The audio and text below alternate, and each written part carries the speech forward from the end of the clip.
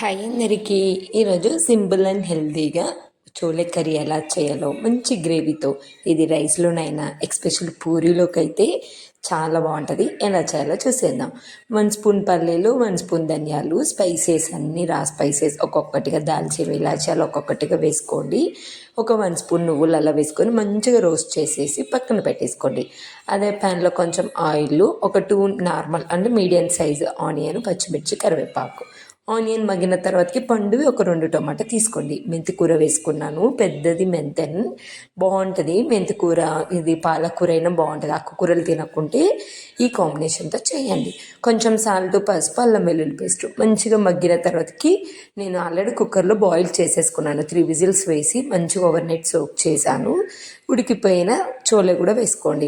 ఇందులోనే ఒక 1/2 స్పూన్ జీలకర్ర, సోంపు వేసుకొని మిక్సీ పట్టేసుకొని పక్కన పెట్టేసుకోండి. ఈలోపు మనకి ఇదంతా మంచిగా మగ్గుతుంది. ఇంక ఇక్కడ కొద్దిగా కారం వేసుకున్నాను. మనం మిక్సీ పట్టేసుకున్న పౌడర్ కూడా చూసి వేసుకోండి. మంచి గ్రేవీ కావాలంటే మొత్తం వేసేసుకోండి.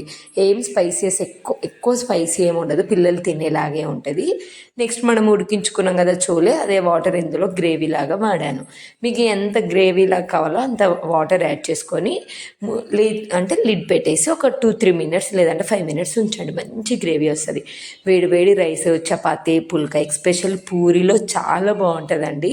ఖచ్చితంగా ఇలా సింపుల్గా ట్రై చేయండి. మా పిల్లలకైతే పప్పుల కర్రీ అని బాగా తింటారు. మీరు ట్రై చేసి ఎలా ఉందో కామెంట్లో షేర్